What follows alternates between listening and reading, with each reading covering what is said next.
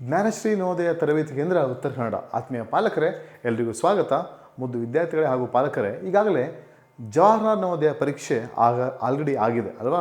So ನಮಗೆಲ್ಲ ಬಂದಿರೋ ಒಂದು ಸಮಸ್ಯೆ ಏನು ಅಂದರೆ, ಪರೀಕ್ಷೆ ಅಂತೂ ಆಯಿತು, ಬಟ್ ಪರೀಕ್ಷೆಯಲ್ಲಿ ಕೀ ಆನ್ಸರ್ ಚೆಕ್ ಮಾಡಿ ಎಷ್ಟೆಲ್ಲ ಅಂಕಗಳು ಬಂದಿವೆ ಅಂತ ಕೂಡ ನಾವು ಚೆಕ್ ಮಾಡ್ಕೊಂಡಾಗಿದೆ.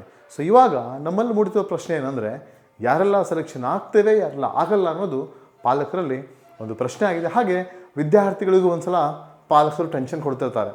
ಎಕ್ಸಾಮ್ ಚೆನ್ನಾಗಿ ಮಾಡಿದೆಯಾ, ಪಾಸ್ ಆಗ್ಬೋದಾ, ಎಷ್ಟು ಟಿಕ್ ಹಾಕಿದೆಯಾ, ಎಷ್ಟು ಮಾರ್ಕ್ಸ್ ಬಂತು, ಕೀ ಆನ್ಸರ್ ಚೆಕ್ ಮಾಡ್ಕೊಂಡಾಗ ಎಷ್ಟು ಬಂದಿದೆ, ಸರ್ ನಮಗೆ 100ಕ್ಕೆ ಇಷ್ಟು ಅಂಕ ಆಗಿದೆ, ಸೊ ನಾವು ಸೆಲೆಕ್ಷನ್ ಆಗ್ಬೋದಾ, ನಮಗೂ ಸೆಲೆಕ್ಷನ್ ಆಗುತ್ತಾ ಅಂತ ಎಲ್ಲ ಪಾಲಕರಲ್ಲಿ ತುಂಬ ದ್ವಂದ್ವ ರೀತಿಯಲ್ಲಿ ಸಮಸ್ಯೆ ಇದೆ.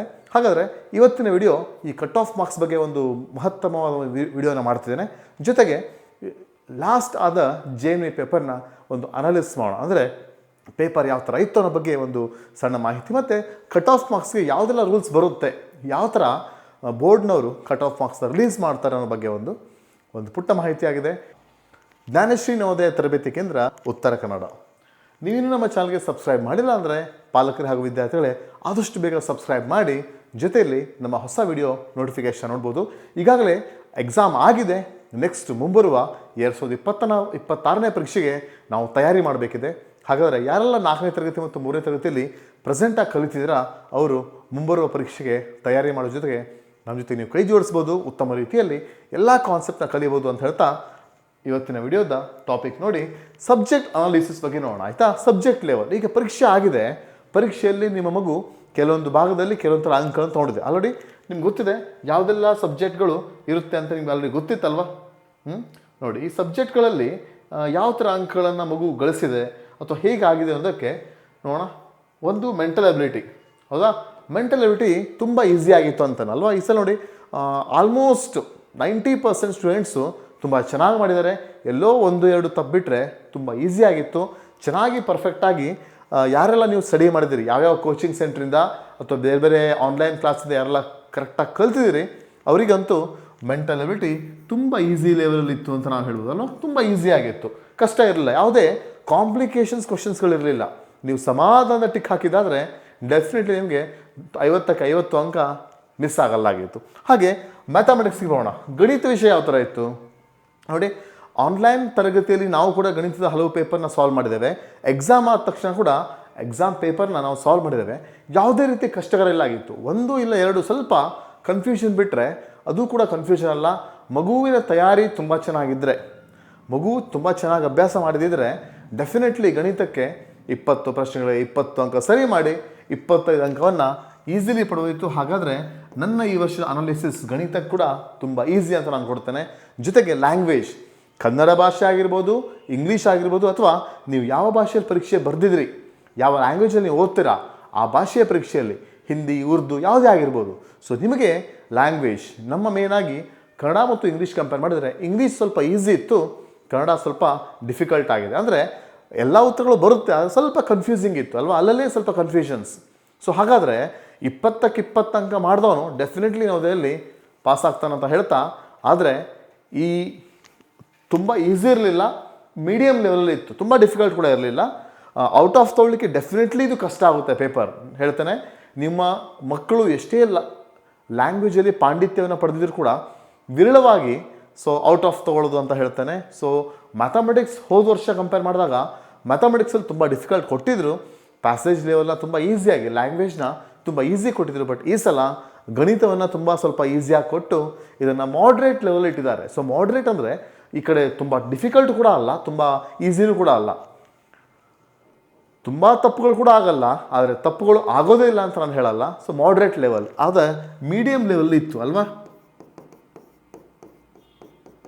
ಮೀಡಿಯಮ್ ಲೆವೆಲಲ್ಲಿ ಮೀಡಿಯಮ್ ಆಗಿತ್ತು, ತುಂಬ ಟಫ್ ಇಲ್ಲ ಆಗಿತ್ತು, ಹಾರ್ಡ್ ಅಂತೂ ಅಲ್ಲ. ಎಕ್ಸಾಮ್ ಅಂತೂ ಹಾರ್ಡ್ ಇಲ್ಲ. ಹಾಗಾದರೆ ಕಟ್ ಆಫ್ ಮಾರ್ಕ್ಸ್ ಬಗ್ಗೆ ಯೋಚನೆ ಮಾಡಲೇಬೇಕು. ಒಂದು ಹೇಳ್ತೇನೆ ಪಾಲಕರೇ, ಏನು ಅಂದರೆ, ನೀವು ಕಟ್ ಆಫ್ ಮಾರ್ಕ್ಸ್ ಬಗ್ಗೆ ಚಿಂತೆ ಮಾಡುವಾಗ ಕರ್ನಾಟಕ ರಾಜ್ಯ ಇರ್ಬೋದು, ದೇಶ ಇರ್ಬೋದು, ಪ್ರತಿ ಜಿಲ್ಲೆಯ ಕಟ್ ಆಫ್ ಮಾರ್ಕ್ಸ್ ಡಿಫ್ರೆಂಟ್ ಆಗಿರುತ್ತೆ. ನವೋದಯದಲ್ಲಿ ಸೀಟ್ಗಳ ಹಂಚಿಕೆ ಏನು ಮಾಡ್ತಾರೆ, ಒಂದು ಜಿಲ್ಲೆಗೆ 80 ವಿದ್ಯಾರ್ಥಿಗಳನ್ನು ಅವರು ಆಯ್ಕೆ ಮಾಡುವಾಗ ಅದರಲ್ಲಿ 75% ಅರ್ಬನ್ಗೆ 25% ಅರ್ಬನ್ಗೆ ಹಾಗೂ 75% ಗ್ರಾಮೀಣ ವಿಭಾಗಕ್ಕೆ ಅವರು ಕೊಡುವಾಗ ಈ ಪ್ರತಿಯೊಂದು ಜಿಲ್ಲೆಗಳ ಸೀಟ್ ಹಂಚಿಕೆ ಹಾಗೂ ಕಟ್ ಆಫ್ ಮಾರ್ಕ್ಸ್ ಡಿಫ್ರೆಂಟ್ ಆಗಿರುತ್ತೆ. ಸೊ ನಾನು ಹೇಳೋದು ಓವರ್ ಆಲ್ ಜನರಲ್ ಆಗಿ ಹೇಳ್ತೇನೆ. ಇದು ಜಸ್ಟ್ ಲಾಸ್ಟ್ ಇಯರಿಂದ ನಾನೊಂದು ಫಾಲೋ ಮಾಡ್ತಾ ಬಂದ ರೂಲ್ಸ್ ಆಗಿದೆ. ಹಾಗೆ ಈ ಸಲ ಕಟ್ ಆಫ್ ಮಾರ್ಕ್ಸ್ ಡಿಪೆಂಡ್ ಆಗೋದು ನಿಮ್ಮ ಪರೀಕ್ಷೆ ಮೇಲೆ. ಮಗುವಿಗೆ ಪರೀಕ್ಷೆ ತುಂಬ ಈಸಿ ಆಗಿದ್ರೆ ಕಟ್ ಆಫ್ ಮಾರ್ಕ್ಸ್ ಜಾಸ್ತಿ ಹೋಗುತ್ತೆ, ತುಂಬ ಡಿಫಿಕಲ್ಟ್ ಆಗಿದ್ರೆ ಕಟ್ ಆಫ್ ಮಾರ್ಕ್ಸ್ ಕಡಿಮೆ ಬರುತ್ತೆ. ಓವರ್ ಆಲ್ ಅಂದರೆ ಆ ಜಿಲ್ಲೆಯ ವಿದ್ಯಾರ್ಥಿಗಳು ಯಾವ ಥರ ಪರೀಕ್ಷೆನ ಬರೆದಿದ್ದಾರೆ ಅನ್ನೋ ಮೇಲೆ ಕಟ್ ಆಫ್ ಮಾರ್ಕ್ಸ್ ನಿರ್ಧಾರ ಆಗುತ್ತೆ.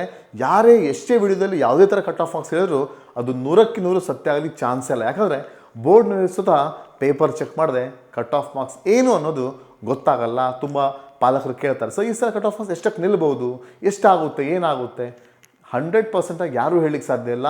ಹೇಳಿದರೂ ಕೂಡ ಹಿಂದಿನ ಒಂದು ಇಷ್ಟು ವರ್ಷ ಏನು ರಿಸಲ್ಟ್ ಆಗಿದೆ, ಯಾವ ಥರ ಕಟ್ ಆಫ್ ಮಾರ್ಕ್ಸ್ ನಿಂತಿರೋದ್ರ ಮೇಲೆ ಅದೇ ತರಹ ಪ್ರತಿ ವರ್ಷ JNV ಅವರು ಕಟ್ ಆಫ್ ಮಾರ್ಕ್ಸ್ನ ರಿವೀಲ್ ಮಾಡಲ್ಲ. ಓಪನ್ ಆಗಿ ಅಂದರೆ ಪಬ್ಲಿಕ್ ಆಗಿ ರಿವೀಲ್ ಮಾಡಲ್ಲ. ನಿಮಗೆ ಕಟ್ ಆಫ್ ಮಾರ್ಕ್ಸ್ ಬೇಕು ಅಂದರೆ ನೀವು ಸಪ್ರೇಟ್ ಆಗಿ JNVಗೆ ಒಂದು ಅಪ್ಲಿಕೇಶನ್ ಹಾಕಿ RTI ಮುಖಾಂತರ ನಿಮ್ಮ ಮಾರ್ಕ್ಸ್ನ ಅಥವಾ ಕಟ್ ಆಫ್ ಮಾರ್ಕ್ಸ್ನ ಪಡೀಬಹುದಾಗಿದೆ. ಸೊ ಯಾರಿಗಾದರೂ ಇದ್ರ ಬಗ್ಗೆ ಪರೀಕ್ಷೆ ಆಗಿದೆ, ರಿಸಲ್ಟ್ ಬಂದು ನಿಮ್ಗೆ ಏನಾದರೂ ಹೆಚ್ಚು ಕಡಿಮೆ ಆಗಿದ್ದಿದ್ರೆ ನನ್ನನ್ನು ಸಂಪರ್ಕಿಸಿ. ಸೊ ನಾವು ಯಾವ ಥರ ಮಾರ್ಕ್ಸನ್ನು ಪಡೆಯೋದು, ಮಗುವಿನ OMR ಶೀಟ್ನ ನೀವು ಬೋರ್ಡಿಂದ ತರಿಸ್ಕೋಬೋದು, ಯಾವ ಥರ ಯಾವ ವಿಧಾನದಲ್ಲಿ ತರಿಸ್ಕೋಬೋದು ಅಂತ ಕೂಡ ನಾನು ಮಾಹಿತಿ ಕೊಡ್ತೇನೆ. ಸೊ ನನ್ನ ಟಚ್ಚಲ್ಲಿರಿ, ನನಗೆ ಕಮೆಂಟ್ ಮಾಡಿ ತಿಳಿಸಿ ಯಾರಿಗೆಲ್ಲ ಬೇಕು ಅಂತ, ಅಥವಾ ನಾನೊಂದು ವಿಡಿಯೋ ಮಾಡ್ತೇನೆ. ಸೊ ಯಾವ ಥರ ನೀವು RTI ಮುಖಾಂತರ ಈಸಿಯಾಗಿ ನಿಮ್ಮ ಮಗುವಿನ ಪೇಪರ್ನ ಎಷ್ಟು ಮಾರ್ಕ್ಸ್ ಬಿದ್ದಿದೆ, ನಿಮ್ಮ ಆಯಾ ಜಿಲ್ಲೆಯ ಕಟ್ ಆಫ್ ಮಾರ್ಕ್ಸ್ ಎಷ್ಟಕ್ಕೆ ನಿಂತಿರೋದನ್ನು ನಿಮ್ಗೆ ಗೊತ್ತಾಗುತ್ತೆ. ಆದರೆ ಇದು ಫಲಿತಾಂಶದ ಬಳಿಕವೇ ಆಗಲಿದೆ. ಹಾಗಾದರೆ ಫಲಿತಾಂಶ ಯಾವಾಗ ಬರುತ್ತೆ ನೋಡಿ, ಜನವರಿಯಲ್ಲಿ ಎಕ್ಸಾಮ್ ಆಗಿದೆ. ಯೂಶ್ವಲಿ ಲಾಸ್ಟ್ ಇಯರ್ ಕೂಡ ಜನವರಿ 20th ಎಕ್ಸಾಮ್ ಆಗಿ ಫಲಿತಾಂಶ ಮಾರ್ಚ್ 31ಕ್ಕೆ ಬಿಟ್ಟಿದ್ರು. ಸೊ ಈ ಸಲ ಕೂಡ ಅದೇ ಡೇಟ್ನ ಎಕ್ಸ್ಪೆಕ್ಟ್ ಮಾಡ್ಬೋದು. ಆದಷ್ಟು ಬೇಗ ರಿಸಲ್ಟ್ ಬಿಡ್ತಾರೆ. ಆಗ ನಿಮಗೆ ಮಗು ಪಾಸ್ ಆಗಿದೆನೋ ಅಥವಾ ಇಲ್ವೋ, ಫಸ್ಟ್ ರೌಂಡು ಸೆಕೆಂಡ್ ರೌಂಡು ಅನ್ನೋ ಬಗ್ಗೆ ಎಲ್ಲ ಮಾಹಿತಿಯನ್ನು ಕೊಡ್ತೇನೆ. ಸೊ ಹಾಗಾದರೆ ನೋಡೋಣ. ನಾವು ಒಂದು ಕಟ್ ಆಫ್ ಮಾರ್ಕ್ಸ್ನ ಒಂದು ಕಲ್ಪನೆ ಕೊಡ್ತೇನೆ. ಇದು 100% ಸರಿಯಾಗಿಲ್ಲ, ಆದರೆ ಕೆಲವು ಜಿಲ್ಲೆಗಳಲ್ಲಿ ಎಲ್ಲಿ ಎಕ್ಸಾಮ್ ತುಂಬ ಈಸಿ ಆಗಿರುತ್ತೆ ಅಥವಾ ಮಕ್ಕಳು ತುಂಬ ಒಳ್ಳೆ ಪರ್ಫಾರ್ಮೆನ್ಸ್ ಕೊಟ್ಟಿರ್ತಾರೆ ಆ ಜಿಲ್ಲೆಗೆ ಅನ್ವಯ ಆಗುತ್ತೆ. ಸೊ ಇದರಲ್ಲಿ ನಾನು ಮಾತಾಡ್ತೇನೆ ಯಾವ್ಯಾವ ಜಿಲ್ಲೆಗೆ ಯಾವ ಥರ ಆಗ್ಬೋದು ಅನ್ನೋ ಬಗ್ಗೆ 100% ನಮ್ಗೆ ಹೇಳಲಿಕ್ಕೆ ಆಗಲ್ಲ, ಆದರೆ ಒಂದು ಗೆಸ್ ಮಾಡ್ಬೋದು. ನಿಮ್ಮ ಮಗುವಿನ ಅಂಕಗಳು ಇಷ್ಟಿಂದ ಇಷ್ಟು ಇದ್ದರೆ ನಾವು ಈಸಿಯಾಗಿ ಅದನ್ನು ಹೇಳ್ಬೋದು ಅಂತ. ನೋಡಿ, ಹಾಗಾದರೆ ಬನ್ನಿ ನೋಡೋಣ. ಕಟ್ ಆಫ್ ಮಾರ್ಕ್ಸ್ ಬಗ್ಗೆ ನಾನು ಒಂದು ಕ್ಯಾಟಗರಿನ ಮಾಡಿದ್ದೇನೆ ನೋಡಿ. ಇಲ್ಲಿ ಇದು ಜನರಲ್ ಕ್ಯಾಟಗರಿ ಅವರಿಗೆ. ಯೂಶ್ವಲಿ ನಿಮ್ಗೆ ಗೊತ್ತಿದೆ, ಒಂದು ಜಿಲ್ಲೆಗೆ ಸಂಬಂಧಪಟ್ಟಂತಹ ಒಂದು ಜಿಲ್ಲೆಯಲ್ಲಿ ಏನು ಮಾಡ್ತಾರೆ, ಪ್ರತಿ ಜಿಲ್ಲೆಯಲ್ಲಿ ಎಷ್ಟು ವಿದ್ಯಾರ್ಥಿಗಳಿಗೆ ಜನರಲ್ ಇರ್ತಾರೆ ಅಂತ ಹೇಳಿದ್ರೆ, ಅಂದರೆ ಈಗ 80 ಸೀಟ್ನ ತಗೋತಾರಲ್ವ, ಪ್ರತಿ 80 ಸೀಟ್ಗಳಲ್ಲಿ 20 ಸೀಟ್ ಅರ್ಬನ್ನಿಗೆ ಅಲ್ವಾ, ಈ ಪಟ್ಟಣ ಪ್ರದೇಶಕ್ಕೆ ಮೀಸಲಿರುತ್ತೆ. ಹಾಗೆ 60 ಸೀಟ್ ರೂರಲ್. ಅದೇ ಬೆಂಗಳೂರು ಆಗಿದ್ರೆ, ಬೆಂಗಳೂರು ಗ್ರಾಮಾಂತರ ನಗರ ಪ್ರದೇಶ ತುಂಬ ವಿಸ್ತಾರವಾಗಿದೆ. ಆದ್ದರಿಂದ ಅವ್ರು ಏನು ಮಾಡ್ತಾರಲ್ಲಿ, ಬೆಂಗಳೂರಲ್ಲಿ 50-50 ಮಾಡ್ತಾರೆ. ಇದೊಂದು ಸಿಹಿ ಸುದ್ದಿ. ನೀವು ಬೇರೆ ಜಿಲ್ಲೆಯಲ್ಲಿದ್ದರೆ ನಿಮ್ಗೆ ಕಷ್ಟ ಆಗುತ್ತೆ, ಆದರೆ ಬೆಂಗಳೂರು ಜಿಲ್ಲೆಯಲ್ಲಿದ್ದವರಿಗೆ ತುಂಬ ಈಸಿ ಆಗುತ್ತೆ. ಯಾಕಂದರೆ 50% ಗ್ರಾಮೀಣಕ್ಕೆ, 50% ನಗರ ಪ್ರದೇಶಗಳಿಗೆ ಸೀಟಿನ ಹಂಚಿಕೆಯನ್ನು ಮಾಡ್ತಾರೆ JNV ಅವರು. ಸೊ ಹಾಗೆ ಇಲ್ಲಿ ಈ ಸಲ ನೋಡಿ, ಬಾಯ್ಸ್ 96.2 ಅಂಕಗಳು ಆದರೆ ನಗರ ಪ್ರದೇಶದಲ್ಲಿರುವ ಗಂಡು ಮಕ್ಕಳು 96.25 ಮಾಡಿದರೆ, ಗರ್ಲ್ಸ್ ಅವ್ರದ್ದು 95 ಮೇಲೆ ಅವ್ರು ಮಾಡಿದರೆ ಚಾನ್ಸಸ್ ಇರುತ್ತೆ. ಈಗ 95 ಆಗಲಿಕ್ಕೆ ಚಾನ್ಸ್ದೇ ಇಲ್ಲ. ಜಸ್ಟ್ ಒಂದು ಕಟ್ ಆಫ್ ಹೇಳ್ತಾನೆ, ಯಾಕಂದರೆ ಒಂದು ಪ್ರಶ್ನೆಗೆ 1.25 ಅಂಕ ಇರುತ್ತೆ ಅಲ್ವಾ. ಸೊ 1.25 ಇದ್ದಲ್ಲಿ ಹೇಗೆ ಸರ್ ಇಷ್ಟು ಎಕ್ಸಾಕ್ಟ್ಲಿ ಹೇಳಲಿಕ್ಕಾಗುತ್ತೆ? ಹೇಳಲಿಕ್ಕಾಗಲ್ಲ. 4 ಪ್ರಶ್ನೆ ತಪ್ಪಾದರೆ ನಿಮ್ಮ ಅಂಕ 95 ಆಗುತ್ತೆ. ಸೊ ಗರ್ಲ್ಸಿಗೆ ನಗರ ಪ್ರದೇಶದ ಆಲ್ರೆಡಿ ಯಾರ್ದು ಎಕ್ಸಾಮ್ ಆಗಿದೆ, ಕೀ ಆನ್ಸರ್ ಚೆಕ್ ಮಾಡ್ಕೊಂಡಿದ್ದೀರಾ, ಇದು ಸೇಫರ್ ಝೋನ್. ಸೇಫ್ ಅಂದರೆ ಇಷ್ಟೇ ಆಗುತ್ತಾ? ಇಲ್ಲ ಸರ್, ಕೆಲವೊಂದು ಬಾರಿ ನಿಮ್ಮ ಜಿಲ್ಲೆಯಲ್ಲಿ ಪರೀಕ್ಷೆ ತುಂಬ ಟಫ್ ಆಗಿದ್ದರೆ 92 ಇಂದ 98ವರೆಗೆ ಕೂಡ ಸಾಧ್ಯ ಇದೆ. ಅಂದರೆ 96.25 ಯಾಕೆ ಹೇಳ್ತಿದ್ದೇನೆ, ಒಂದು ಸೇಫರ್ ಝೋನ್. ಇಷ್ಟು ಅಂಕ ನಿಮ್ದು ಆಗಿದೆನಾ, ನೀವು ಯೋಚನೆ ಮಾಡೋದು ಬೇಡ, ನಿಮ್ಮ ರಿಸಲ್ಟ್ 100% ಆಗಿ ಪಕ್ಕಾ ಆಗಿರುತ್ತೆ. ಆದರೆ ಯಾರ್ದೆಲ್ಲ 92 to 98 ನಡುವೆ ಇರುತ್ತೆ ಅವರು ಡೌಟಲ್ಲಿ ಇಟ್ಕೋಬೋದು. ಆದರೆ ಜಿಲ್ಲೆಗಳ ಮೇಲೆ 92 ಆದೊಂದು ಆಗ್ಬೋದು, ಜನರಲ್ ಕ್ಯಾಟಗರಿಯಲ್ಲಿ 98 ಆದೊಂದು ಆಗ್ಬೋದು ಅಂತ ಹೇಳ್ತಾನೆ. ಬಟ್ ನೀವು ಸೇಫರ್ ಝೋನಲ್ಲಿ ಈ 96 ಅಂಕವನ್ನು ನಾನು ಹೇಳ್ತೇನೆ ಕಟ್ ಆಫ್ ಮಾಡಿ. ಇಷ್ಟು ಅಂಕ ನಿಮ್ದೇನಾದ್ರು ಬಂದಿದ್ದಿದ್ರೆ ಡೆಫಿನೆಟಾಗಿ ಆಗ್ತೀರಾ. ಹಾಗೆ ಹೆಣ್ಣು ಮಕ್ಕಳಲ್ಲಿ 95 ಅಂಕ ಬಂದಿದ್ದರೆ ನೀವು ಪಕ್ಕಾ ಸೆಲೆಕ್ಷನ್ ಆಗ್ತೀರಾ. ಇದೇ ಅಂತ ಕಟ್ ಆಫ್ ಅಂತ ಹೇಳ್ತಾ ಇಲ್ಲ, ನೀವು ಮತ್ತೆ ಗಾಬರಿ ಆಗೋದು ಬೇಡ. ಸರ್ ನಂದು 91 ಅಂಕ ಇದೆ ಸರ್, ನಂದು ಆಗಲ್ವ ಹಾಗಿದ್ರೆ.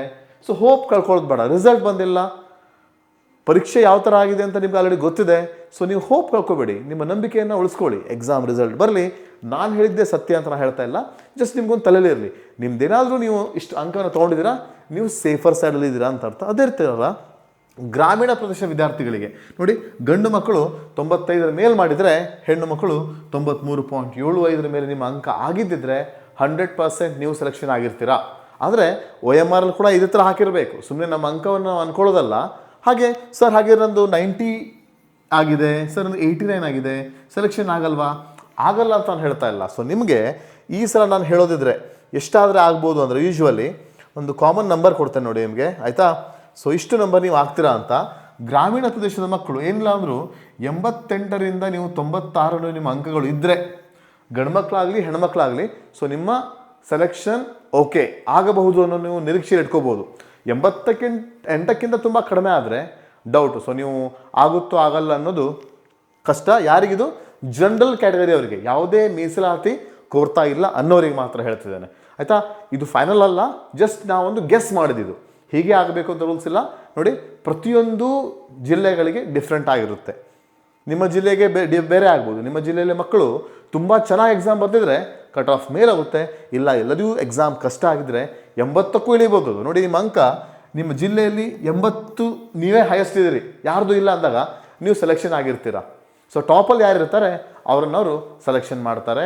ಸೊ ಜನರಲ್ ಕ್ಯಾಟಗರಿ ಯೂಶ್ವಲಿ 80 ಸೀಟಲ್ಲಿ 8ರಿಂದ 10 ಸೀಟ್ಗಳು ಓಪನ್ ಸೀಟ್ ಅಂತ ಇರುತ್ತೆ, ಓಪನ್ ಸೀಟ್ಸ್. ಹಾಗಂತ ಕೇವಲ ಜನರಲ್ ಕ್ಯಾಟಗರಿಯವರೇ ಬರ್ತಾರಂತ ಅಲ್ಲ, ಯಾರು ಬೇಕಾದರೂ ಬರ್ಬೋದು. ಯಾರ ಅಂಕ ಟಾಪ್ ಇದೆ ಆ ಜಿಲ್ಲೆಯಲ್ಲಿ, ಯಾರ ಅಂಕ ಟಾಪ್ 10ನಲ್ಲಿ ಯಾರು ಇರ್ತಾರಲ್ಲ ಅವರಿಗೆ ಆ ಸೀಟ್ ಸಿಗುತ್ತೆ. ಕೆಲವೊಂದು ಬಾರಿ ಅವರು ತಾಲೂಕವರು ಹಂಚಿಕೆ ಮಾಡ್ತಾರೆ, ಕೆಲವೊಂದು ಬಾರಿ ಅದು ಕೂಡ ಮಾಡಲ್ಲ. ಎಕ್ಸಾಕ್ಟ್ ನಮ್ಗೆ ಗೊತ್ತಾಗ್ತಿಲ್ಲ ಏನು ಮಾಡ್ತಾರಂತ. ಕೆಲವೊಂದು ಬಾರಿ ನೋಡಿದಾಗ ಒಂದೇ ತಾಲೂಕಿಂದ ಎಲ್ಲರೂ ಆಗಿದ್ದಿದೆ, ಯಾಕಂದರೆ ತಾಲೂಕವರು ಹಂಚಿಕೆ ಮಾಡಿಲ್ಲ ಅಂತ ಆ ಥರ ಆಗಿದೆ. ಬಟ್ ಈ ಥರ ಆಗೋದು ಚಾನ್ಸಸ್ ಇದೆ ಅಂತ ನಾನು ಹೇಳ್ತೇನೆ. ಸೊ ಹಾಗಾದರೆ ನೀವು ಟಾಪ್ ಇದ್ರಪ್ಪ ನಿಮ್ಮ ಜಿಲ್ಲೆಯಲ್ಲಿ, ನೀವು ಆಗಿರ್ತೀರ ಅಷ್ಟೇ. ಸೊ ಟಾಪ್ ಇದಿರೋ ಇಲ್ಲ ಅಂತ ಹೇಗೆ ಗೊತ್ತಾಗುತ್ತೆ? ರಿಸಲ್ಟ್ ಬಂದಾಗ ಗೊತ್ತಾಗುತ್ತೆ. ಓಕೆ, ಇದು ಜನರಲ್ ಕ್ಯಾಟಗರಿಯವರಿಗೆ. ಗ್ರಾಮೀಣ ಮತ್ತು ಪಟ್ಟಣ ಪ್ರದೇಶದವರು ಎಷ್ಟು ಅಂಕ ತೊಗೊಂಡ್ರೆ ನೀವು ಸೇಫ್ ಝೋನಲ್ಲಿ ಇದ್ದೀರಾ ಅಂತ ನಾನು ಹೇಳ್ತೇನೆ. ಇಷ್ಟು ಅಂಕ ನಿಮ್ದಾಗಿದ್ರೆ ನೀವು ಸೇಫ್ ಝೋನ್ ಇದ್ದೀರಾ ಅಂತ ನಾನು ಹೇಳ್ತೇನೆ. ಹಾಗೆ ನೆಕ್ಸ್ಟ್ ನೋಡೋಣ ಬೇರೆ ಬೇರೆ ಕ್ಯಾಟಗರಿಯವ್ರಿಗೆ ಏನಾಗಿದೆ ಅಂತ, ಆಯಿತಾ? ಓಕೆ, ಸೊ ಇದು ಬಂದುಬಿಟ್ಟು OBC ಅವರಿಗೆ. ನೋಡಿ, ನೀವು OBCಯಲ್ಲಿ ಮೀಸಲಾತಿನ ಕೋರಿದ್ರೆ, ನಿಮ್ಮ ಕ್ಯಾಟಗರಿ OBC ಆಗಿದ್ದರೆ ಅದರ್ ಬ್ಯಾಕ್ವರ್ಡ್ ಕಾಸ್ಟ್ ಅಂತೇಳಿ 2A 2B ಆಗಿರ್ಬೋದು, 3A ಆಗಿರ್ಬೋದು, ಕ್ಯಾಟಗರಿ 1 ಆಗಿರ್ಬೋದು. ಸೊ ನೀವು ಈ ಮೀಸಲಾತಿ ಕೋರಿದರೆ ನಿಮ್ಮ ನಗರ ಪ್ರದೇಶದಲ್ಲಿ ಗಂಡು ಮಕ್ಕಳಿಗೆ 95 ಬೇಕು, ಹೆಣ್ಮಕ್ಳಿಗೆ 93.75 ಬೇಕು. 1-2 ಮಾರ್ಕ್ಸ್ ಹೆಚ್ಚು ಕಡಿಮೆ ಆಗ್ಬೋದು. ನಿಮ್ಮ ಅಂಕ ಎಷ್ಟಾಗಿದೆ OBCಯಲ್ಲಿ, ಡೆಫಿನೆಟ್ಲಿ ನೀವು ನಗರ ಪ್ರದೇಶ ಸೆಲೆಕ್ಷನ್ ಆಗ್ತೀರಾ. ಸರ್ ನಂದು 93 ಆಗ್ಬೋದಾ? ನೀವು ನಿಮ್ಮ ಜಿಲ್ಲೆಯಲ್ಲಿ ನಿಮ್ಮ OBC ಕ್ಯಾಟಗರಿಯಲ್ಲಿ ನೀವು ಟಾಪ್ ಆಗಿದ್ರೆ ಡೆಫಿನೆಟ್ಲಿ ಆಗುತ್ತೆ. ಸರ್ ನಂದು 89 ಆಗಿದೆ, ಆಗ್ಬೋದಾ? ಎಸ್. ಯಾಕೆ ಆಗ್ಬೋದು? ಪಾಸಿಬಿಲಿಟಿ. ನಿಮ್ಮ ಜಿಲ್ಲೆಯಲ್ಲಿ ನಿಮ್ಮ ಕ್ಯಾಟಗರಿಯಲ್ಲಿ ಯಾರೂ 89 ತೊಗೊಂಡಿಲ್ಲ, ನಿಮ್ಮದೇ ಆಗಿದ್ರೆ ಡೆಫಿನೆಟ್ಲಿ 89ಇಂದ ಟಾಪ್ ಯಾರು ಇರ್ತೀರಾ ಅವರಿಗೆ ಈ ಮೀಸಲಾತಿ ಸಿಕ್ಕೇ ಸಿಗುತ್ತೆ. ಹಾಗಂತ ನಾನು ಏನು ಹೇಳ್ತೇನೆ, SC ಆಗಲಿ SC ಆಗಲಿ OBC ಆಗಲಿ ಯಾವುದೇ ಕಾಸ್ಟ್ ಅವರಾದರೂ ಓಪನ್ನಲ್ಲಿ ಬರಲಿಕ್ಕೆ ಚಾನ್ಸಸ್ ಇರುತ್ತೆ. ಜನರಲ್ಲಿಗೆ ಅಂತ ಸೀಟ್ಗಳು ಇರಲ್ಲ, ಯಾರು ಬೇಕಾದರೂ ಬರ್ಬೋದು. ಈಗ ಒಬ್ಬ ಹುಡುಗ ಇದ್ದಾನೆ, ಗ್ರಾಮೀಣ ಪ್ರದೇಶದಲ್ಲಿ ಓದ್ತಾ ಇದ್ದಾನೆ ಅಂದ್ಕೊಳ್ಳಿ, ಆಯಿತಾ? ಅವನ ಅಂಕ 100ಕ್ಕೆ 100 ತೊಗೊಂಡಿದ್ದಾನೆ. ಸೊ ಅವನಿಗೆ ಗ್ರಾಮೀಣ ಮೀಸಲಾತಿ ಇತ್ತು, ಅವನು OBC ಆಗಿದ್ದ, ಆದರೂ ಕೂಡ ಅವನು ಓಪನ್ ಸೀಟಲ್ಲೇ ಕನ್ಸಿಡರ್ ಆಗ್ತಾನೆ, ಗ್ರಾಮೀಣ ಸೀಟ್ ಅವನಿಗೆ ಸಿಗಲ್ಲ, ನೆನಪಿರಲಿ. ಸೊ ಹಾಗಿದ್ರೆ ನೀವು ಯಾವುದೇ ಒಂದು ಕ್ಲಾಸಿಂದ ಬಂದರೂ ಕೂಡ ನಿಮಗೆ ಓಪನ್ನಲ್ಲಿ ಇರೋ ಅವಕಾಶ ಇದೆ ಅಂತ ಹೇಳ್ತಾ ನೋಡಿ. ಇದು ನಗರ ಪಟ್ಟಣದಲ್ಲಿರುವ OBC ಅವರ ಅಂಕಗಳು. ಹಾಗೆ ಗ್ರಾಮೀಣದಲ್ಲಿದ್ದವರಿಗೆ 93.75 ಬೇಕು, ಗರ್ಲ್ಸಿಗೆ 92.5. ಕೆಲವೊಂದು ಬಾರಿ 86ಇಂದ ಕೂಡ ಚಾನ್ಸಸ್ ಇದೆ. 86 ಮೇಲಾದವರಿಗೆ ಕೂಡ ಗ್ರಾಮೀಣ ಪ್ರದೇಶದವರಿಗೆ ಚಾನ್ಸ್ ಇದೆ. ಪ್ರತಿಯೊಂದು ಜಿಲ್ಲೆಗೆ ಡಿಫ್ರೆಂಟ್ ಆಗಿರುತ್ತೆ, ಲಕ್ಷ್ಯ ಇರಲಿ ಇದು, ಆಯಿತಾ? ಸೊ ನೀವು ಈ ಬಾರ್ಡರ್ಗಿಂತ ಮೇಲಿದ್ದೀರಾ, ನಿಮ್ಮ ಕಾಸ್ಟ್ OBC ಆಗಿದೆನಾ, ಡೆಫಿನೆಟ್ಲಿ ನಿಮ್ಮ ಅಂಕಗಳು ಸೆಲೆಕ್ಷನ್ ಆಗಿರುತ್ತೆ ಅಂತ ನಾನು ಹೇಳ್ತೇನೆ. ಓಕೆನಾ? ಡೌಟೇ ಇಲ್ಲ, ಡೆಫಿನೆಟ್ಲಿ ನೀವು ಸೆಲೆಕ್ಷನ್ ಆಗ್ತೀರಾ. ಹಾಗೆ ಇದು OBC ಅವ್ರದ್ದಾಯಿತು. ನೆಕ್ಸ್ಟ್ ಬಂದುಬಿಟ್ಟು SC ಕಾಸ್ಟ್ ಅವ್ರದ್ದು ನೋಡೋಣ. ಶೆಡ್ಯೂಲ್ಡ್ ಕಾಸ್ಟ್ ಅವರಿಗೆ ಏನಾಗಿದೆ ಹಾಗಿದ್ರೆ? ಓಕೆ, ನಿಮ್ಮ ಕ್ಯಾಟಗರಿ ಶೆಡ್ಯೂಲ್ ಕಾಸ್ಟ್ ಆಗಿದ್ದರೆ, ನಿಮ್ಮ ಕ್ಯಾಟಗರಿ ಶೆಡ್ಯೂಲ್ ಕಾಸ್ಟ್ ಆಗಿದ್ದು ನಿಮ್ಮ ಅಂಕಗಳು 92.5 ಮತ್ತು 91.25ಕ್ಕಿಂತ ಗಂಡು ಮಕ್ಕಳು ಹೆಣ್ಮಕ್ಳು ಮೇಲಿದ್ದೀರಾ, 90ಕ್ಕಿಂತ ಮೇಲಿದ್ದೀರಾ, ಅಪ್ರಾಕ್ಸಿಮೇಟ್ಲಿ 90ಕ್ಕಿಂತ ಮೇಲಿದ್ದೀರಾ, ಡೆಫಿನೆಟ್ಲಿ ಆಗ್ತೀರಾ. ಹಾಗೆ ಗ್ರಾಮೀಣ ಪ್ರದೇಶದವರು 91ಇಂದ 88.75 ಇಷ್ಟೆಲ್ಲ ಅಂಕಗಳು ಕೊಡಲ್ಲ. ಇದು ಜಸ್ಟ್ ಸೇಫರ್ ಲೆವೆಲ್ನ ಹೇಳ್ತಿದ್ದಾನೆ. ಇದಕ್ಕಿಂತ ಕಡಿಮೆನೂ ಹೋಗ್ಬೋದು. ಸೊ ನಿಮ್ಮ ಅಂಕ 80 ಆದರೂ ಆಗಲಿಕ್ಕೆ ಸಾಧ್ಯ ಇದೆ. ಕೆಲವೊಂದು ಬಾರಿ ಗ್ರಾಮೀಣ ಪ್ರದೇಶದಲ್ಲಿ 80 ಆಗಿ ನಿಮ್ಮ ಕ್ಯಾಟಗರಿಯಲ್ಲಿ ಯಾರೂ ಇಲ್ಲಪ್ಪ ನಿಮ್ಮ ಅಂಕ, ನೀವು ಸೆಲೆಕ್ಷನ್ ಆಗ್ತೀರಾ. ಹಾಗೆ ಗ್ರಾಮೀಣ ಪ್ರದೇಶದಲ್ಲಿ ನಿಮ್ಮ ಅಂಕ 75 ಅಂದ್ಕೊಳ್ಳಿ, 75 ಅಂಕ ತೊಗೊಂಡಿದ್ದೀರಾ, ನೀವು ಆಗಲಿಕ್ಕೆ ಚಾನ್ಸಸ್ ಇದೆ. ಯಾಕಂದರೆ ನಿಮ್ಮ ಒಂದು ಜನಾಂಗದಲ್ಲಿ ಯಾರೂ ಇಲ್ಲ ಅಂತಂದರೆ ಅಷ್ಟು ಅಂಕವನ್ನು ತೊಗೊಂಡವರು ನೀವೇ ಆಗಿರ್ತೀರಾ. ಸೊ ನಿಮ್ಮ ಜಿಲ್ಲೆಯ ಮೇಲೆ ಡಿಪೆಂಡ್ ಆಗುತ್ತೆ. ನಾನು ಹೇಳಿದೆ 91, 88 ಆಗಬೇಕಂತ ರೂಲ್ಸ್ ಇಲ್ಲ. ಕಡಿಮೆ ಆಗಿದ್ರು ಕೂಡ ನೀವೇ ಟಾಪ್ ಆಗಿದ್ದರೆ, SC ಕ್ಯಾಟಗರಿಯಲ್ಲಿ ನಿಮ್ಮದೇ ಅಂಕ ಹೆಚ್ಚಾಗಿದ್ದರೆ ನಿಮ್ಮ ಊರಲ್ಲಿ, ಸೊ ನೀವೇ ಸೆಲೆಕ್ಷನ್ ಆಗ್ತೀರಾ. ಯಾರೂ ಕೂಡ ಇಷ್ಟು ಅಂಕಗಳಿಗೆ ಹೋಗಿಲ್ಲ ಅಂದರೆ ನಿಮ್ಮದು ಏನಾಗಿರುತ್ತೆ ಅದನ್ನೇ ಸೆಲೆಕ್ಷನ್ ಆಗೋ ಚಾನ್ಸ್ ಇದೆ. ಯೂಶ್ವಲಿ ಪ್ರತಿ ಸಲ ಏನಾಗುತ್ತೆ, ಹೋದ ಸಲ ನೋಡಿದಾಗ 82ರಿಂದ 89 ಅಂಕದಲ್ಲಿದ್ದವರು ಕೂಡ ಈ ಕ್ಯಾಟಗರಿಯಲ್ಲಿ ಸೆಲೆಕ್ಷನ್ ಆಗಿದ್ದಾರೆ ಅಂತ ಹೇಳ್ತೇನೆ, ಆಯಿತಾ. ಸೊ ಚಾನ್ಸಸ್ ಇದೆ, ಹೋಪ್ ಕಳ್ಕೊಳ್ಳೋದು ಬೇಡ. ಇಷ್ಟೇ ಆಗಿರಬೇಕಿತ್ತು ಅಂತಿಲ್ಲ. ಇದು ಜಸ್ಟ್ ಒಂದು ಸೇಫರ್ ಲೆವೆಲ್ ಹೇಳ್ತೀನಿ ನಾನು, ಸೇಫರ್ ಸೈಡಿಗೆ. ನಿಮ್ಮ ಅಂಕ 80 ಮೇಲೆ 85 ಮೇಲೆ ಆಗಿದೆನಾ, ಹೋಗಲಿ. 85 ಮೇಲೆ ಆಗಿದೆನಾ, ಓಕೆ. ಹಾಗಾದರೆ ನೀವು ಗ್ರಾಮೀಣ ವಿದ್ಯಾರ್ಥಿ ಆಗಿದ್ದೀರಾ, ನಿಮ್ಮ ಕ್ಯಾಟಗರಿ SC ಆಗಿದೆನಾ, ಡೆಫಿನೆಟ್ಲಿ ನೀವು ಸೆಲೆಕ್ಷನ್ ಆಗ್ತೀರಾ. ಇದು ಜಸ್ಟ್ ಒಂದು ಹೈಯರ್ ಲೆವೆಲ್ನ ಹೇಳಿಕ್ತೀನಿ, ಟಾಪೆಸ್ಟ್ ಲೆವೆಲ್. ಎಕ್ಸಾಮ್ ತುಂಬ ಈಸಿ ಇತ್ತು ಈ ಸಲದ್ದು. ಕೇವಲ ಲ್ಯಾಂಗ್ವೇಜನ್ನು ಹೊರತುಪಡಿಸಿ, ಲ್ಯಾಂಗ್ವೇಜಲ್ಲಿ ಕೂಡ ಯಾರು ತುಂಬ ಚೆನ್ನಾಗಿ ಅಂಕವನ್ನು ತೊಗೊಂಡಿದ್ದೀರಾ, ಡೆಫಿನೆಟ್ಲಿ ಅವ್ರಿಗೆ ಎಕ್ಸಾಮ್ ಈಸಿ ಆಗಿರುತ್ತೆ. ಕೇವಲ 2-3 ಅಂಕ ತಪ್ಪಾಗಿರುತ್ತೆ. ನೋಡಿ, ನಮ್ಮದೇ ತರಗತಿಯಲ್ಲಿರೋ 5ರಿಂದ 6 ಮಕ್ಕಳು ವಿದ್ಯಾರ್ಥಿಗಳ ಅಂಕಗಳು ಕೇವಲ ಅವರು 2-3 ಮಿಸ್ಟೇಕ್ ಮಾಡಿದ್ದಾರೆ. ಸೊ ಹಾಗಂತ ಎಲ್ಲ ಕಡೆಯೂ ಇರ್ತಾರೆ ವಿದ್ಯಾರ್ಥಿಗಳು ಈ ಥರ. ಸೊ ಅವ್ರದ್ದೆಲ್ಲ ಈಗ ಎಕ್ಸಾಮಲ್ಲಿ ಕೂಡ ಅದೇ ಥರ ಹಾಕಿರಬೇಕು. ಇದ್ರ ಮೇಲೆ ಡಿಪೆಂಡ್ ಆಗುತ್ತೆ ಅಂತ ಹೇಳ್ತಾ ನೆಕ್ಸ್ಟ್ ನೋಡೋಣ. ಕೊನೆಯ ಮೀಸಲಾತಿ ಕೊಡ್ತಿರೋದು ST ಶೆಡ್ಯೂಲ್ ಟ್ರೈಬಿಗೆ ಏನಾಗಿದೆ ಅಂತ ನೋಡಿ. ಇದನ್ನು ಕೂಡ ಜಾಸ್ತಿ ಏನು ಮಾಡ್ರೇಟ್ ಆಗಲ್ಲ. ನೀವು ಪಟ್ಟಣ ಪ್ರದೇಶದ ವಿದ್ಯಾರ್ಥಿಗಳಾಗಿದ್ದರೆ ನಿಮಗೆ 95 ಮೇಲೆ ಬೇಕು, ಗರ್ಲ್ಸಿಗೆ 90, ಹಾಗೆ ಗ್ರಾಮೀಣ ಪ್ರದೇಶ ವಿದ್ಯಾರ್ಥಿಗಳಿಗೆ 88 ಮೇಲೆ, ಹಾಗೆ ಹೆಣ್ಣು ಮಕ್ಕಳಿಗೆ 85 ಮೇಲೆ. ಹೀಗಂತ ಇಷ್ಟೇ ಅಂಕ ಆಗಿರ್ಬೇಕಂತಿಲ್ಲ. ಒಂದು ನಾರ್ಮಲ್ ಲೆವೆಲ್ಲಿಗೆ ಗ್ರಾಮೀಣ ಪ್ರದೇಶದಲ್ಲಿ ಒಂದು 85 ಮೇಲೆ, 85 ಅಂತ 88 ಮೇಲಾದರೆ ಚಾನ್ಸಸ್ ಇರುತ್ತೆ. ಹಾಗೆ ಗ್ರಾಮೀಣ ಅರ್ಬನಲ್ಲಿ 88 ಮೇಲಾದ ಚಾನ್ಸಸ್ಸು. ಗ್ರಾಮೀಣ ಪ್ರದೇಶದಲ್ಲಿ ನಿಮ್ಮ ಅಂಕ 80 ಮೇಲಾದರೂ ಕೂಡ ನಿಮಗೆ ಚಾನ್ಸಸ್ ಇರುತ್ತೆ. ಸೊ ಯಾರೂ ಕೂಡ ಮಾಡಿಲ್ಲ ಅಂದರೆ ನಿಮ್ಮದೇ ಚಾನ್ಸ್. ಆದರೆ ಈಗಿನ ಒಂದು ವಿದ್ಯಮಾನ ಏನು ಹೇಳಬೇಕಂದ್ರೆ, ಪ್ರತಿಯೊಬ್ಬರು ಕೋಚಿಂಗ್ ಕ್ಲಾಸ್ಗೆ ಹೋಗಿ ಒಳ್ಳೆ ಉತ್ತಮ ರೀತಿಯಲ್ಲಿ ತುಂಬ ಕಷ್ಟಪಟ್ಟು ಓದ್ತಿದ್ದೀರಾ. ಡೆಫಿನೆಟ್ಲಿ ಈ ಸಲ ಕಾಂಪಿಟೇಷನ್ ಇದೆ. ಹಾಗಾದ್ರೆ ನನ್ನ ಕಟ್ ಆಫ್ ಮಾರ್ಕ್ಸ್ಗಳು ಸೇಫರ್ ಝೋನಿಗೆ, ಇದಕ್ಕಿಂತ ಕಡಿಮೆ ಆಗ್ಬೋದು. ಯಾರಿಗೆಲ್ಲ ಇಷ್ಟು ಬೀಳಿಲ್ಲ ಬೇಜಾರಾಗಬೇಡಿ, ಯಾಕಂದರೆ ಪರೀಕ್ಷೆಗಳು ಇನ್ನೂ ತುಂಬ ಇದೆ, ರಿಸಲ್ಟ್ ಬಂದಿಲ್ಲ. ನಾನು ಹೇಳಿದ್ದ ಅಷ್ಟು ಕಟ್ ಆಫ್ ಮಾರ್ಕ್ಸೇ ಆಗಬೇಕು ಅಂತ ರೂಲ್ಸ್ ಇಲ್ಲ. ಕೆಲವು ಜಿಲ್ಲೆಗಳಿಗೆ ಮಾತ್ರ ಸೀಮಿತ ಆಗುತ್ತೆ. ಕೆಲವು ಜಿಲ್ಲೆಯಲ್ಲಿ ಇನ್ನೂ ಕಡಿಮೆ ಇರ್ಬೋದು, ಕೆಲವು ಜಿಲ್ಲೆ ಜಾಸ್ತಿ ಇರುತ್ತೆ. ಯಾಕಂದರೆ ಪ್ರತಿಯೊಂದು ಜಿಲ್ಲೆಯಲ್ಲಿ ಪರೀಕ್ಷೆ ಬರೆಯೋರ ಸಂಖ್ಯೆನೂ ವೇರಿಯೇಷನ್ ಆಗುತ್ತೆ. ಕೆಲವೊಂದು ಕಡೆ ಕೇವಲ 2,000-3 ಸಾವಿರ ಜನ ಬರೆದ್ರೆ, ಇನ್ನು ಕೆಲವೊಂದು ಕಡೆ 25,000-30 ಸಾವಿರ ಜನ ಕೂಡ ಪರೀಕ್ಷೆಯನ್ನು ಬರೀತಾರೆ. ಅದಕ್ಕಾಗಿ ನಿಮ್ಮ ಎಕ್ಸಾಮ್ ಚೆನ್ನಾಗಿದೆನಾ, ಒಳ್ಳೆ ನಂಬಿಕೆ ಇರಲಿ. ಪಾಲಕರು ಕೂಡ ವಿದ್ಯಾರ್ಥಿಗಳಿಗೆ ಜಾಸ್ತಿ ಪ್ರೆಷರೈಸ್ ಮಾಡಲಿಕ್ಕೆ ಹೋಗಬೇಡಿ. ಅವರ ಅಂಕಗಳು ತುಂಬ ಚೆನ್ನಾಗಿದೆ, ತುಂಬ ಚೆನ್ನಾಗಿ ಪ್ರಯತ್ನ ಮಾಡಿದ್ದಾರೆ ಅಂತ ಹೇಳ್ತಾ ರಿಸಲ್ಟಿಗೆ ವೇಟ್ ಮಾಡಿ. ರಿಸಲ್ಟ್ ಏಪ್ರಿಲ್ ತಿಂಗಳಲ್ಲಿ ಬಂದೇ ಬರುತ್ತೆ, ಅದಕ್ಕಿಂತ ಮುಂಚೆ ಬರುತ್ತೆ ಅಂತ ಹೇಳ್ತಾ ಇದು ಒಂದು ಕಟ್ ಆಫ್ ಮಾರ್ಕ್ಸ್ ಬಗ್ಗೆ ಮಾಹಿತಿ ಆಗಿತ್ತು. ಹಾಗೆ ತುಂಬ ಜನ, ನಾನು ವಿಡಿಯೋ ಮಾಡಿದ್ದೇನೆ, ತುಂಬ ಜನ ವಿಡಿಯೋ ಮಾಡ್ತಾರೆ, ಅದು ಸತ್ಯ 100% ಸರಿ ಅಂತ ಹೇಳಲಿಕ್ಕಾಗಲ್ಲ. ಓಕೆ, ಒಂದು ಸಮವಾಟ್ 70-80% ಆಗಬಹುದು ಅಂತ ಒಂದು ನಿರೀಕ್ಷೆ ಇಟ್ಕೋಬೋದು. ಇದು ನಿಮ್ಮ ಸಮಾಧಾನಕ್ಕಷ್ಟೇ. ಆದರೆ ಕೊನೆಯಲ್ಲಿ ನಿಮ್ಗೆ ಗೊತ್ತಾಗೋದು ಯಾವಾಗಂದರೆ ರಿಸಲ್ಟ್ ಬಂದಾಗ. ನಿಮ್ಮ ಅಂಕ ನಿಮ್ಗೆ ಗೊತ್ತಾಗಬೇಕಾ, RTI ಅಪ್ಲಿಕೇಶನ್ ಹಾಕ್ಬೋದು, ನಿಮಗೆ ಬೇಕಿದ್ದರೆ ಮಾತ್ರ, ಆಯಿತಾ. ಇಲ್ಲಾಂದರೆ ತುಂಬ ತಲೆ ಕೆಡಿಸ್ಕೊಳ್ಳಿಕ್ಕೆ ಹೋಗಬೇಡಿ. ಜೀವನದಲ್ಲಿ ಇನ್ನೂ ತುಂಬ ಪರೀಕ್ಷೆಗಳು ಬರ್ತವೆ. ಮಗು ಇದೊಂದು ತಪ್ಪು ಮಾಡಿಬಿಟ್ಟಿದೆ ಅಂತ ನೀವು ಮಗುವನ್ನು ದೂಷಿಸ್ಲಿಕ್ಕೆ ಹೋಗಬೇಡಿ. ತುಂಬ ಪರೀಕ್ಷೆಗಳು ಬರ್ತವೆ, ಮಗು ತನ್ನ ಪ್ರಯತ್ನವನ್ನು ಮಾಡಿದೆ ಅಂತ ಹೇಳ್ತಾ ಮುಂದಿನಕ್ಕೆ ಹೋಗೋಣ. ಈಗ ನೋಡಿ, ಈ ಸಲ ನಮ್ಮ ತರಬೇತಿ ಸಂಸ್ಥೆಯಿಂದ 2025-26ನೇ ಸಾಲಿಗೆ ಆನ್ಲೈನ್ ತರಬೇತಿಗಳು ಈಗಾಗಲೇ ಪ್ರಾರಂಭ ಆಗುತ್ತೆ. ನೋಡಿ, ಆನ್ಲೈನ್ ತರಬೇತಿಗಳು ಯಾವಾಗಿಂದ ಶುರು ಆಗುತ್ತೆ ಅಂತ ನಾನು ಹೇಳ್ತೇನೆ. ನಿಮಗೆ ಫಸ್ಟ್ ಬ್ಯಾಚ್ ಬಂದುಬಿಟ್ಟು ಸೂಪರ್ 30 ಅಂತ ನಾವು ಬ್ಯಾಚ್ ಮಾಡ್ತೇವೆ. ಅಂದರೆ ಒಂದು ಆನ್ಲೈನ್ ಬ್ಯಾಚಲ್ಲಿ ಕೇವಲ 30 ವಿದ್ಯಾರ್ಥಿಗಳು ಇರ್ತಾರೆ. ಲೈವ್ ಕೂಡ ಇರುತ್ತೆ, ಆಫ್ಲೈನ್ ಕೂಡ ಇರುತ್ತೆ. ಅಂದರೆ ನಿಮಗೆ ರೆಕಾರ್ಡ್ ವಿಡಿಯೋ ಕೂಡ ಕಳಿಸ್ತೇವೆ, ಜೊತೆಗೆ ಲೈವ್ ಇಂಟ್ರಾಕ್ಷನ್ ವಿಡಿಯೋ ಕೂಡ ಇರುತ್ತೆ.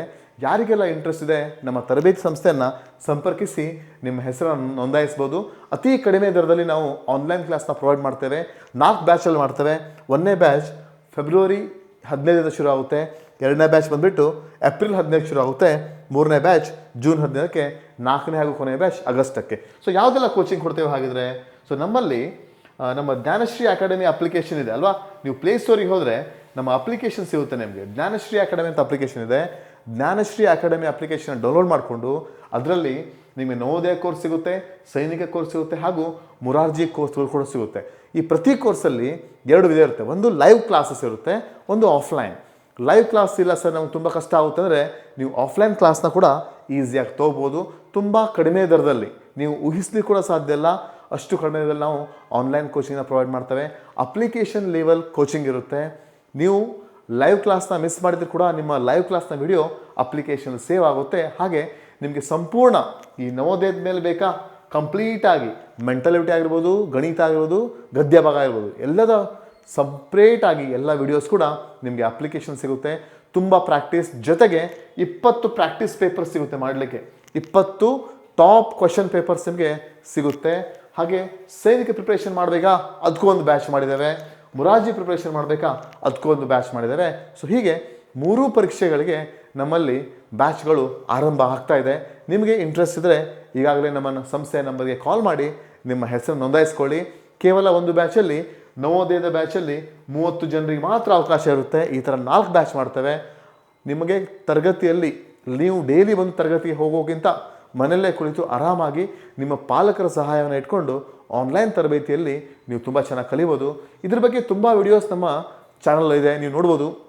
ನಮ್ಮ ಶಿಕ್ಷಕರು ಯಾವ ಥರ ನಿಮಗೆ ಗಣಿತ ಪಾಠವನ್ನು ಮಾಡ್ತಾರಂತ ನಿಮ್ಗೆ ಕಂಪ್ಲೀಟಾಗಿ ಇನ್ಫಾರ್ಮೇಷನ್ ಸಿಗುತ್ತೆ.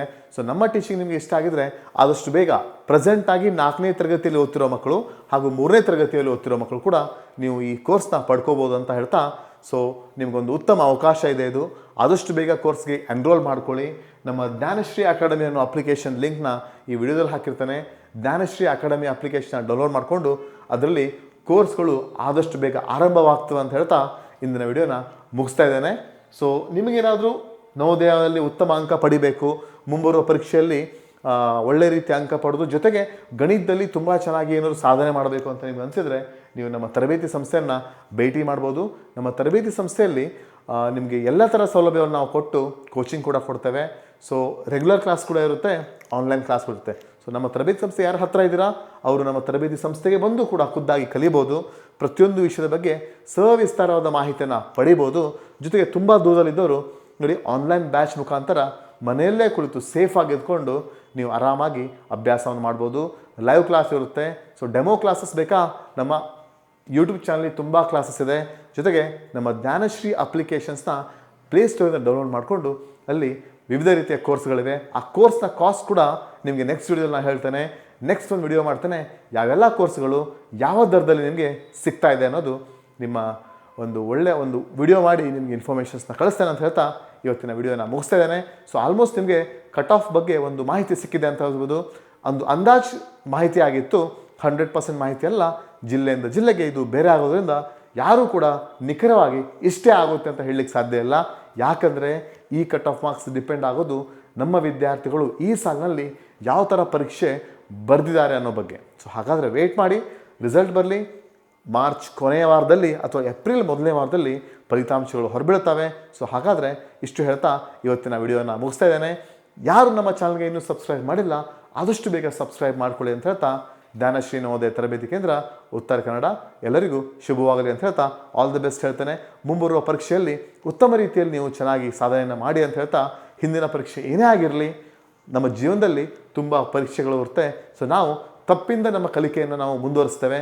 ಒಂದು ಸಲ ಏನೋ ತಪ್ಪಾಯಿತು ಅಂಥೇಳಿ ಹೆದರ್ಕೊಂಡು ಕೂತ್ಕೊಳ್ಳೋದಲ್ಲ. ಜೀವನ ತುಂಬ ದೊಡ್ಡದಿದೆ, ತುಂಬ ಸಾಧನೆ ಮಾಡಲಿಕ್ಕೆ ಅವಕಾಶಗಳಿವೆ, ತುಂಬ ಕ್ಷೇತ್ರಗಳಿವೆ ಅಂತ ಹೇಳ್ತಾ ವಿದ್ಯಾರ್ಥಿಗಳೇ ಯಾವುದೇ ಕಾರಣಕ್ಕೂ ಡಿಸಪಾಯಿಂಟ್ ಆಗಬೇಡಿ. ಪಾಲಕರು ಕೂಡ ವಿದ್ಯಾರ್ಥಿಗಳ ಮೇಲೆ ನಂಬಿಕೆ ಇಟ್ಕೊಳ್ಳಿ. ಅವರನ್ನು ತಪ್ಪಿನಿಂದ ಬುದ್ಧಿ ಕಲಿಯೋ ಹಾಗೆ ಮಾಡಿ ಬಿಟ್ಟು ನೀವು ದೂಷಿಸಬೇಡಿ ಅಂತ ಹೇಳ್ತಾ ಇವತ್ತಿನ ವಿಡಿಯೋನ ಮುಗಿಸ್ತಾ ಇದ್ದೇನೆ. ಧನ್ಯವಾದಗಳು ಪಾಲಕರೇ ಹಾಗೂ ವಿದ್ಯಾರ್ಥಿಗಳೇ.